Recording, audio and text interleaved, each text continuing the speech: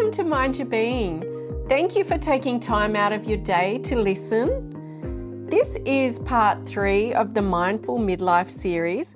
And if you've been listening from the start in the previous 2 episodes, you've already learned how our thoughts shape the way we feel and behave. We also talked about how to use the 3 C's, catch it, check it, and change it, to gently challenge our unhelpful thinking and to reframe it with more balance and kindness.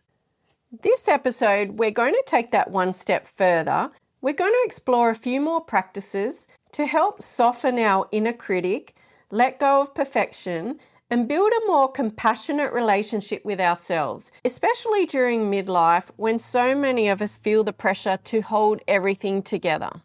Before we get to the practical part of this episode, I wanted to talk about why midlife can be that perfect time to check in with yourself and maybe start exploring some practices like the ones we'll talk about today to bring more calm into your life and to bring more balance and a kinder perspective to our life. So midlife can feel like a whirlwind. It's that time when you have a mix of new freedoms in some areas and big changes in others. For many of us, shifts in health, relationships, work, and family dynamics all seem to converge at once. And for women, our significant hormonal changes can influence our mood and well-being, making everything feel even more intense.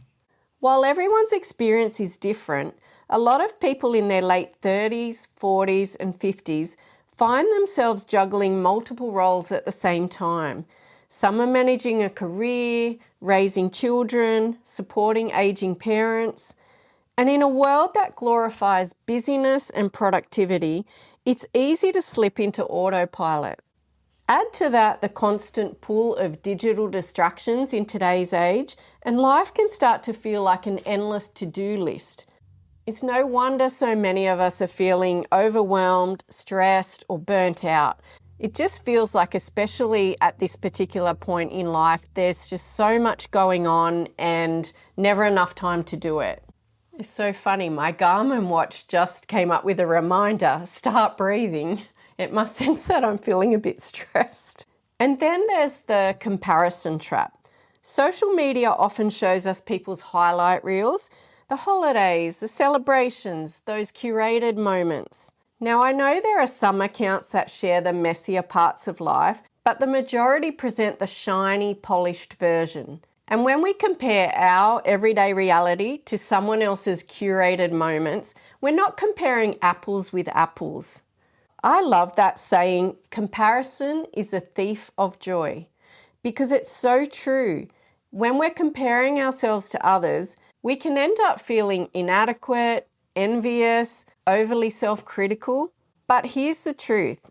Everyone faces challenges, even those people with the perfect highlight reels. We're all human, and being human means navigating the ups and downs of life. No one lives in a constant state of highlights. Midlife is also that time when many of us naturally become far more reflective. We start asking those bigger questions like, who am I now? Is this the life I had hoped for? I know for me personally, this reflection started in the late 30s, and I just had this growing sense of unease. I felt highly stressed at the time, and when I started reflecting and asking myself all these questions, I had this slight sense of urgency, like that realization that you're not going to live forever.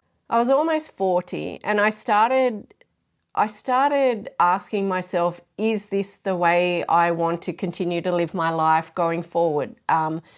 If I continue to live this same life, am I likely to have regrets when I'm older?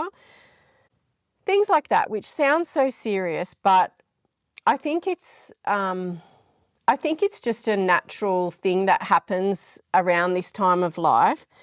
For me, in that reflection, I came to realize that I wasn't particularly happy with my long-term relationship at that time. It was a case of my ex-partner and I growing apart. We were raising a young family. I think that's a common thing that happens to a lot of people. And, it was such a hard decision. I think what made the decision even harder was that my kids were still fairly young at the time, and my ex-partner is a decent, good person. After 4 years of trying to really work through things, made the decision to separate. At the time, I would have been about 43. Our kids would have been around 13 and 9 at the time. I tell that only to share my personal story of what happened when I started reflecting on those questions. So it's so common after years of identifying ourselves through the many roles that we hold, whether it be the role of parent, partner, colleague, son or daughter, brother or sister, many people begin to feel a little lost somewhere around midlife. It's so common to realize that you're not quite sure who you are outside of all of those roles. You see this especially with the empty nest syndrome. A lot of mums, especially when their kids leave home for the first time, you hear a lot of mums comment like, what am I going to do now? Or who am I now that I'm not caring for my children every day? I think midlife is a great opportunity to pause, check in with yourself, and make intentional choices about your future. You get to decide what beliefs and stories you want to carry forward and which ones you're ready to let go of. I recently heard a quote which sums up beautifully why it's so important to really check in with yourself and decide how you want to live going forward. The quote is from another podcaster, Lewis Howes, and it is, "If you don't spend enough time getting to know yourself, you'll end up absorbing everyone else's definition of you." I think that's so powerful because it's so true. And if you don't work through who you are and who you want to be moving forward, then the other people around you will decide for you. Then what happens is we can just get stuck in all the roles that we hold and continue to live our life on autopilot. So if you're listening to this and you're like, yeah, that sounds familiar. Yep, I'd love to do a check-in, but I don't know where to start. It could be helpful to talk to someone trained to support you and to help clarify your values, your joys, and the kind of life you want to create moving forward.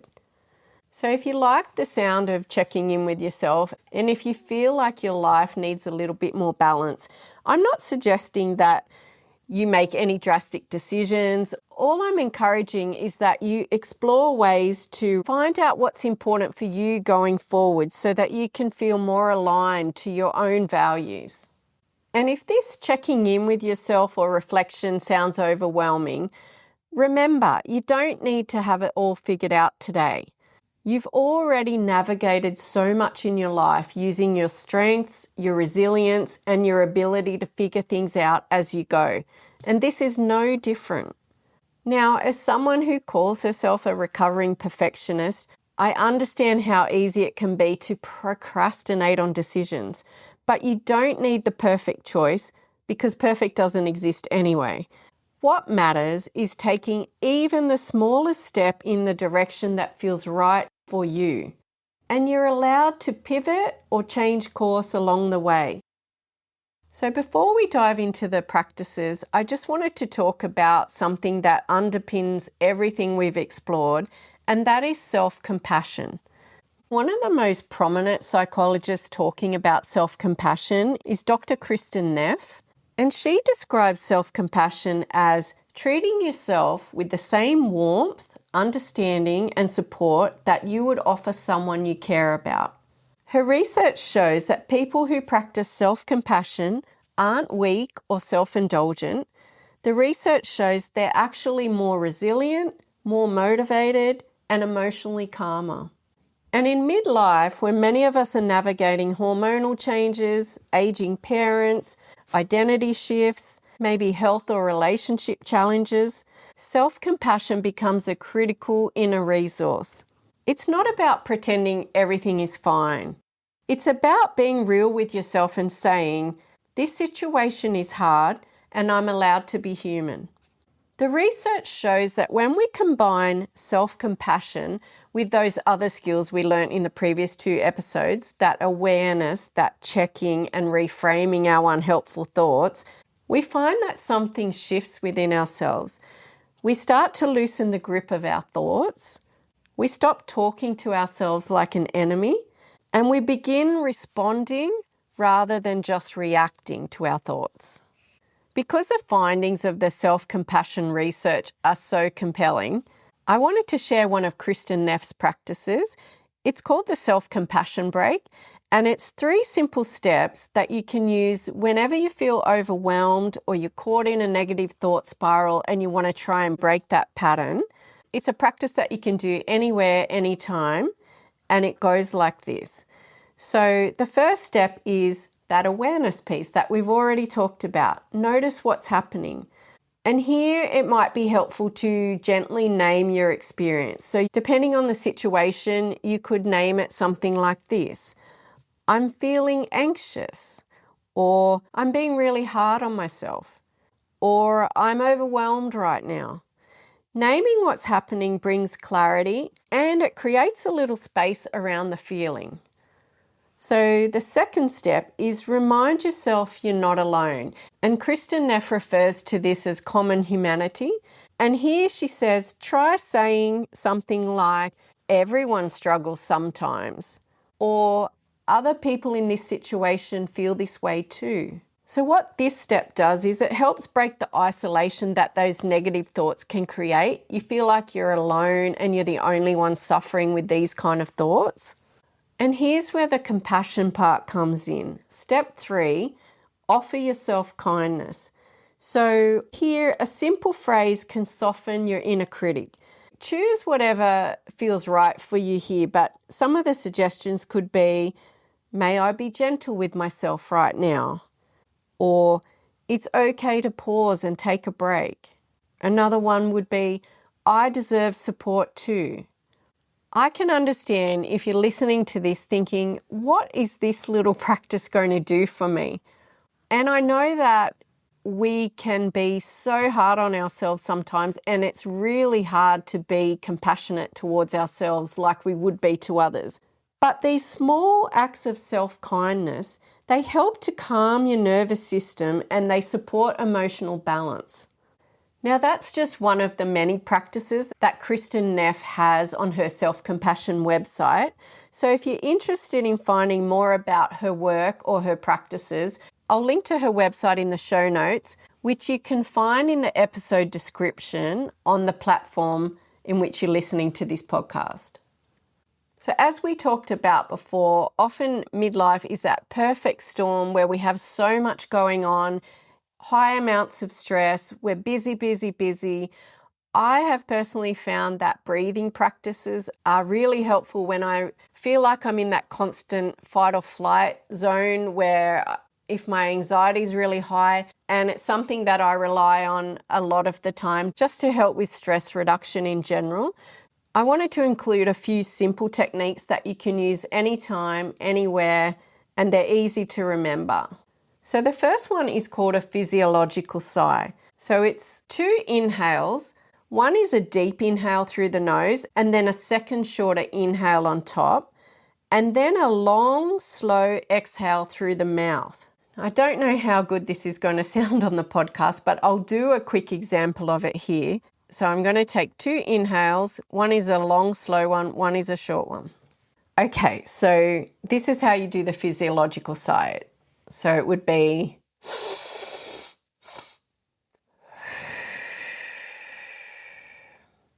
this is a breathing technique if you're feeling quite anxious and you want something really quick to help calm you down. Just 2 or 3 of these physiological sighs will bring your level of stress down very fast. The reason it works so well to relax us quickly is because it offloads a lot of carbon dioxide all at once, and that helps to calm the nervous system down really quickly. So the second breathing technique is called box breathing, and this is actually one of my favorites. It helps calm you down generally within 1 to 2 minutes, and it's so easy to remember. So with this one, We generally do it on a count of 4, but if you're finding it too hard to maintain the inhale for a count of 4, you can start with a count of 3. So with box breathing, what we're going to do is inhale for 4, then we're going to hold our breath for 4 seconds, then we're going to exhale slowly for 4 seconds, and then at the end of the exhale, we hold again for 4 seconds, and then we repeat. We start the inhale for 4 seconds again.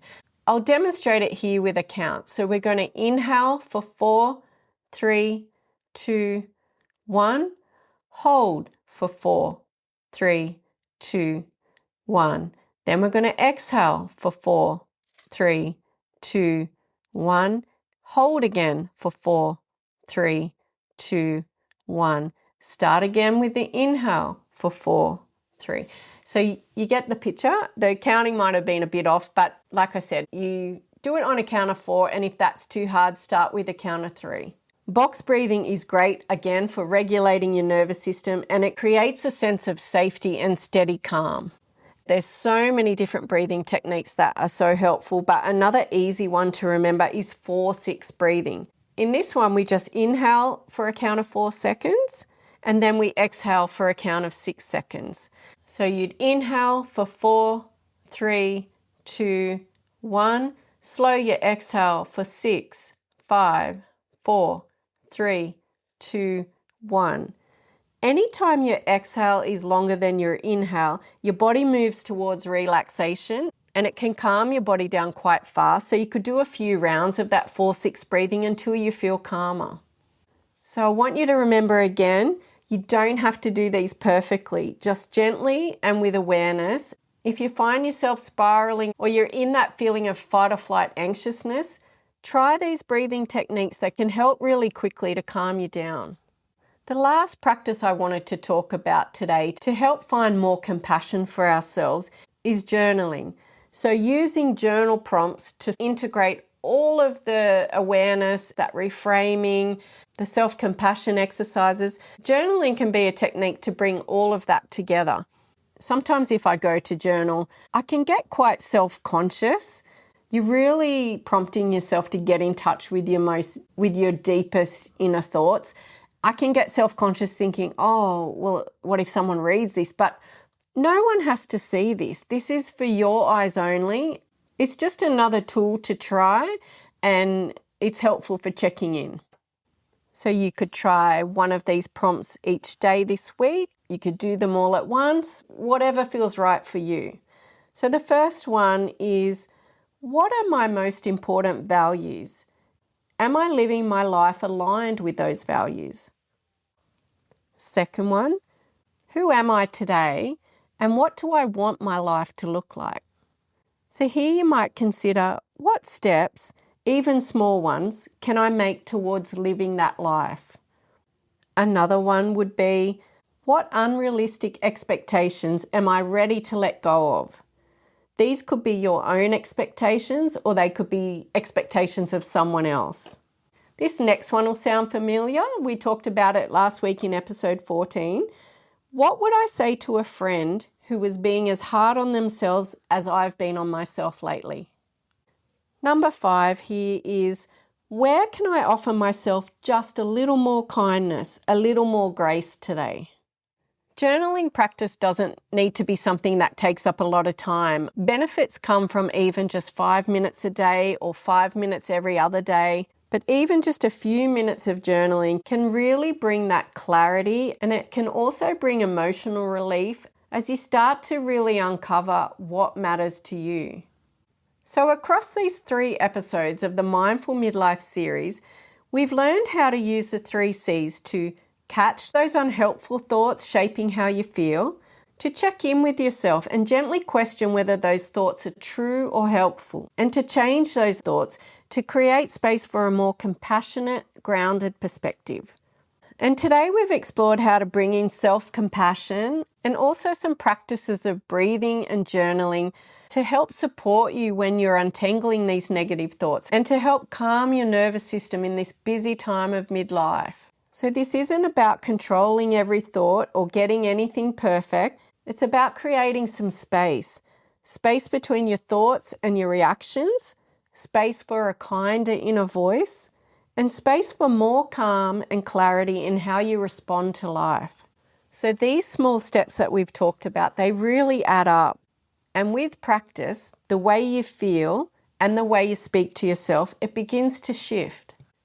As we finish this series, instead of listening to the familiar aging narrative that tells us we're too old for this or we're too old for that, I hope you feel inspired to choose a more empowering narrative, one that supports you to move beyond surviving toward a life of truly thriving.